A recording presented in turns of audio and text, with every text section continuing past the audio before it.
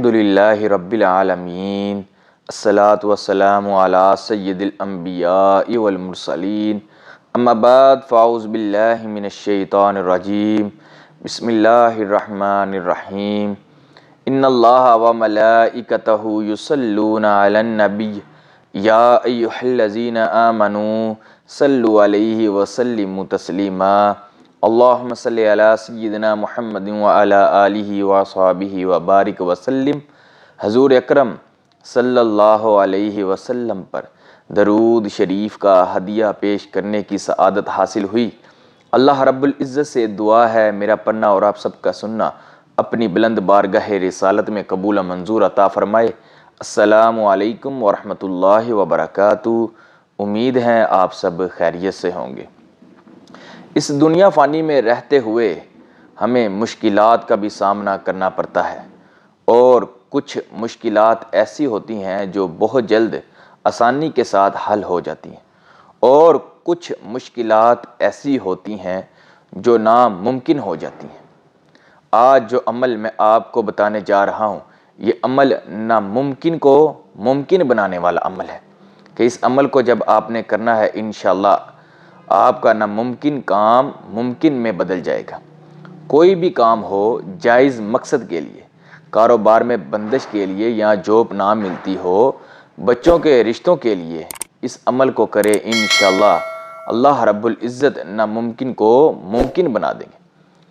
آپ نے اس عمل کو کرنا ہے 7 روز تک، انشاءاللہ اللہ رب العزت ناممکن کو ممکن بنا دیں گے۔ یہ عمل 4 رکعت صلاۃ الحاجت کا عمل ہے، کہ اس عمل کو آپ نے 2 رکعت کر کے 4 رکعت صلاۃ الحاجت اس طریقے سے ادا کرنے ہیں کہ پہلی رکعت میں آپ نے سورۃ فاتحہ کے بعد 41 مرتبہ سورۃ اخلاص یعنی کہ قل ھو اللہ احد پڑھنا ہے۔ اسی طرح آپ نے دوسری رکعت میں سورۃ فاتحہ کے بعد 31 مرتبہ سورۃ اخلاص یعنی کہ قل ھو اللہ احد پڑھنا ہے۔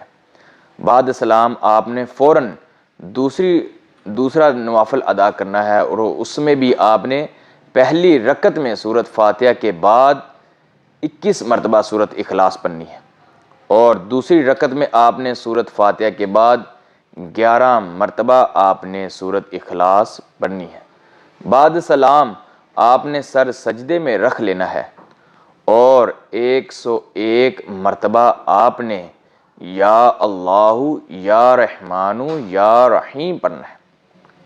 سر سجدے سے اٹھا کر آپ نے 100 مرتبہ درود ابراہیم پڑھنا ہے، اور اس کے بعد آپ نے اللہ رب العزت سے دعا کرنی ہے، جس مقصد کے لیے، جو مشکلات ہے اس کو حل کرنے کے لیے، جو ناممکن کام ہے اس کو ممکن کروانے کے لیے اللہ رب العزت سے التجا کرنی ہے کہ اللہ رب العزت آپ کا وہ جو مسئلہ ہے وہ حل کریں۔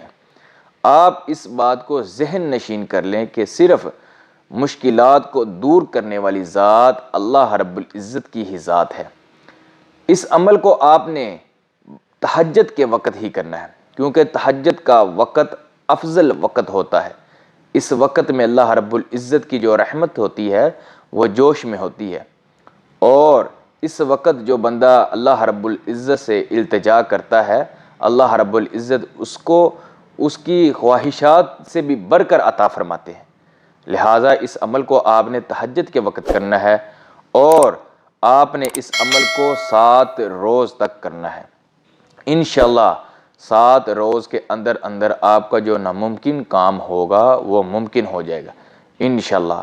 ایک درخواست جو ہمیشہ میں آپ کے ساتھ کرتا ہوں کہ آپ نماز لازمی پڑھیں، کیونکہ نماز ہی بہترین وظیفہ اور بہترین عمل ہے۔